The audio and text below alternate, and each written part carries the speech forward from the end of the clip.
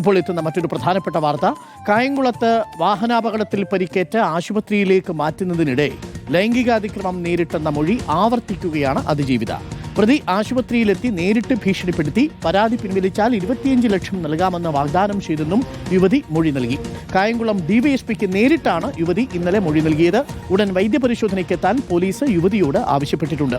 ഹരിമോഹനുണ്ട് കൂടുതൽ വിവരങ്ങളുമായി. ഹരിമോഹൻ, യുവതി പരാതിയിൽ ഉറച്ചു നിൽക്കുകയാണ്, മൊഴിയിൽ ഉറച്ചു നിൽക്കുന്നു. കർശനമായ നടപടി വേണം എന്നുള്ളതാണ്. പോലീസിന്റെ അലംഭാവമൊക്കെ നേരത്തെ യുവതി ചൂണ്ടിക്കാട്ടിയിരുന്നു. അപ്പോൾ പരാതിയിൽ ഉറച്ച് നടപടി വേണമെന്ന ആവശ്യത്തിൽ ഉറച്ചു നിൽക്കുകയാണ് യുവതി, അല്ലേ ഹരിമോഹൻ? അരുൺ, തീർച്ചയായിട്ടും ആ ആരോപണം, ആ പരാതിയിൽ തന്നെ ഉറച്ചു നിൽക്കുകയാണ് അതിജീവിത. അതിന്റെ അടിസ്ഥാനത്തിൽ തന്നെയാണ് ഇന്നലെ കായംകുളം ഡിവൈഎസ്പി നേരിട്ട് തിരുവനന്തപുരത്ത് എത്തിയപ്പോൾ അദ്ദേഹത്തിന് മുമ്പിൽ മൊഴി നൽകിയിട്ടുള്ളത്. മാത്രമല്ല, അധികമായി ചില കാര്യങ്ങൾ, അതായത് ഈ ഭീഷണിപ്പെടുത്തിയതടക്കമുള്ള കാര്യങ്ങളിൽ ചില അധിക വിവരങ്ങൾ കൂടി നൽകിയിട്ടുണ്ട്. ഒപ്പം തന്നെ പോലീസിനുണ്ടായിരുന്ന ചില സംശയങ്ങൾ എന്ന് പറയുന്നത് ഈ ഡോക്ടറെ, അതായത് വാഹനാപകടത്തിന് ശേഷം ഡോക്ടറോടാണ് ആദ്യമായിട്ട് താൻ ലൈംഗിക അതിക്രമത്തിന് ഇരയായി എന്നുള്ള കാര്യം അതിജീവിത പറയുന്നത്.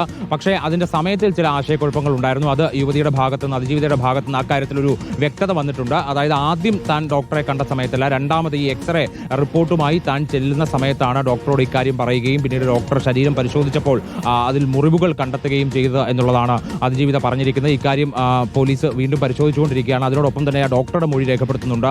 ഒപ്പം തന്നെ ടെക്നീഷ്യന്മാരുണ്ട്, ആ സമയത്ത് ആശുപത്രിയിൽ ഉണ്ടായിരുന്ന ടെക്നീഷ്യന്മാരുണ്ട്, അവരുടെ മൊഴി രേഖപ്പെടുത്തും. ഒപ്പം ആ സമയത്ത് ആശുപത്രി പരിസരത്തുണ്ടായിരുന്ന ആംബുലൻസ് ഡ്രൈവർമാർ അവരുടെ മൊഴി രേഖപ്പെടുത്തും. അതുകൂടാതെ ആശുപത്രിയിലുള്ള CCTV ദൃശ്യം, അതായത് ഈ പുലർച്ചെ സമയത്താണ് ഈ സിനിൽ സവാദ് എന്ന് പറയുന്ന പ്രതി തന്നെ ഭീഷണിപ്പെടുത്തിയത് എന്നുള്ള കാര്യമാണ് അതിജീവിത നൽകിയിട്ടുണ്ടായിരുന്ന മൊഴിയിൽ പറയുന്നത്. അപ്പോൾ അതുകൊണ്ട് ഈ CCTV ദൃശ്യങ്ങൾ അടക്കം ശേഖരിച്ചുകൊണ്ടുള്ള അന്വേഷണമാവും പോവുക. ഒപ്പം തന്നെ പ്രതിക്കെതിരെ ഭീഷണിപ്പെടുത്തലടക്കമുള്ള അധിക വകുപ്പ്.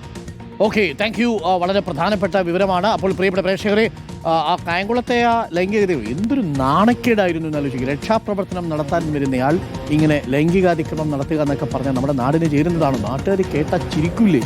അല്ലെങ്കിൽ തന്നെ ഇപ്പോൾ ചിരിക്കാൻ പലതും നമ്മൾ ഉണ്ടാക്കി വെക്കുന്നുണ്ട്.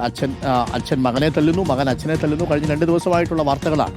പക്ഷേ എങ്കിലും ഇത് ഒത്തിരി കടന്നുപോയി എന്നുള്ളതാണ്. ആ പെൺകുട്ടി ആ പരാതിയിൽ തന്നെ, ആ മൊഴിയിൽ തന്നെ ഉറച്ചു നിൽക്കുകയാണ്. മാത്രമല്ല, വ്യാപാരി വ്യവസായ സമിതിയുടെ ഒരു നേതാവ് കൂടിയായിരുന്നു ഇയാൾ എന്നുള്ളതാണ്.